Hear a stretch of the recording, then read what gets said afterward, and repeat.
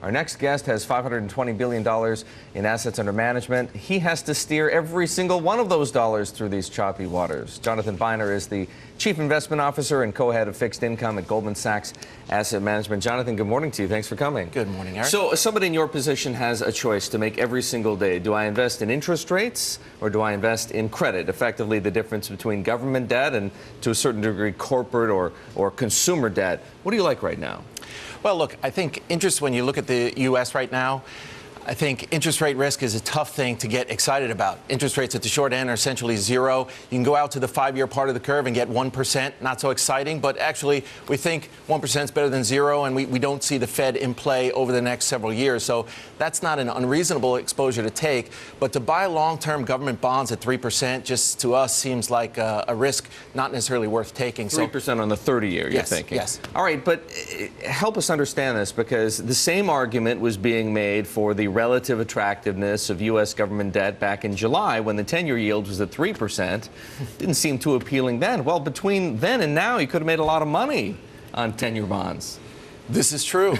I think as we get closer and closer to zero, though, we can become more and more right.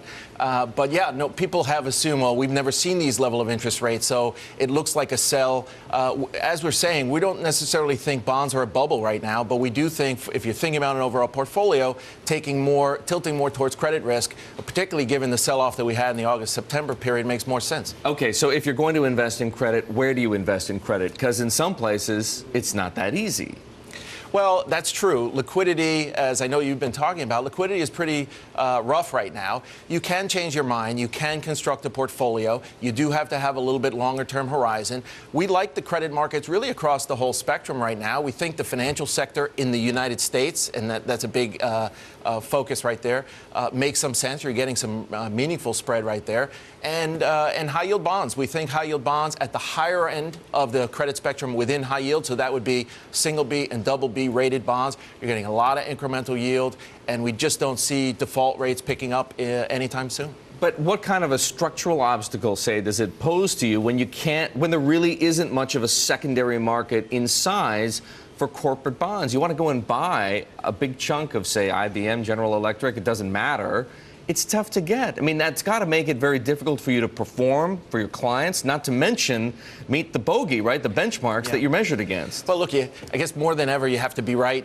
You do have to take a longer-term horizon in markets that have become less liquid, which really is anything that really has a credit element to it these days. Anything. It's tough to like trade. What? I mean, not Fannie Freddie. I mean, the government agencies, you can still trade that in billions in size and not necessarily move markets. Obviously, Treasuries, bonds, those markets are still very liquid, and you can change your mind pretty rapidly.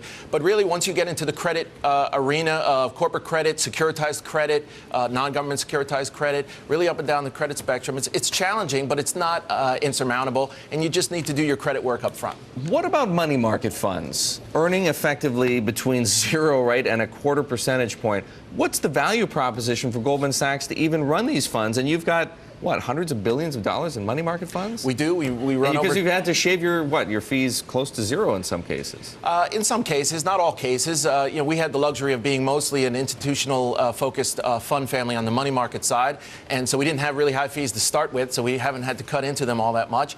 But it's really the funds that invest almost entirely in governments, and particularly T-bills that are yielding 0 at the front end, so there's not much yield in the portfolio before fees, so there's not much fees you can charge. But when you go out into funds that can invest in repurchase agreements, can invest out the curve a bit, can invest in corporate-oriented securities, you can get a yield. From the investor's perspective, there's not going to be a lot of return there no matter what money fund you buy, but it's really about safety and soundness. We are back with Jonathan Beinner, CIO and co-head of fixed income at Goldman Sachs Asset Management. We were just talking in the break about Europe because every fund manager like yourself needs to become what else? An expert on European politics. It's all about politics, but the bond market is in charge. And you say it's going to get worse before it gets better. Well, that is our view. We do think it will. And I think one of the things everybody talks about the situation in Europe, one of the things that we're very focused on, as we talked about before the break, this idea of interest rate risk versus credit risk. When you think about European government bonds, up until this crisis began, everybody thought that it didn't matter what country you were investing in, that was interest rate risk. And when you, as a bond manager, when you think about interest rate risk, it's basically credit risk free. You think of it as credit risk free. As soon as you suggest that any investment has any level of credit risk, so we can all agree that Italy's not insolvent, but there's some credit risk element to it, you can't have 100% of a portfolio in an individual credit. Generally, you don't even have 5 or maybe even 2. So that's one of the biggest issues here, is that there's essentially a carving out of the investor base. You had these buyers that essentially thought of them as credit risk free, and now they just have way too much of it. But they do, but how about you? Are you not lured, shall we say, by 6.6% yields on Italian 10 years? Not quite yet. No, really? we're not. We're not because, you know, the issue here is you have this vicious cycle thing. So in some sense, it's not like necessarily a corporate credit where if you liked it at 6, you really like it at 7. Because in some sense, because you have this enormous stock of debt, just the rates going higher makes it that much more difficult for them to continue to fund themselves in the private market. So you get this vicious cycle that can snowball, and we've seen it in some of these other countries, and it can happen pretty quickly. So we do think at the end of the day, it's going to have to be policy response that is going to allow these markets to survive. So you're is there a saying number like you have in mind? I mean, when Italian yields hit 8%, maybe that sort of risk-reward equation balances out? It's so dependent on what's going on, again, in terms of policy, because, you know, when Greece hit 8%, it wasn't a buy. When it hit 20%, it still wasn't a buy. So not to say that Italy goes there, but again, it's not so much about the valuation. It's much more about the technical situation. Are there any countries in Europe right now that are screaming buy to you? I wouldn't say there's much that's a screaming buy. You know, German bunds is something we're certainly comfortable with. That is the safe haven within the Eurozone.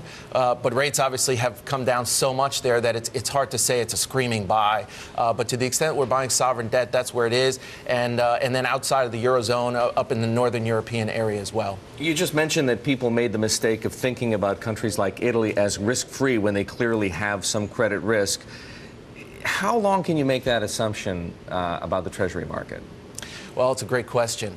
And the one thing that we have a couple of things here in the United States that are different. One is we do own the printing press, so we actually can control the currency. Italy, obviously, unto themselves cannot control the currency. That's a big factor.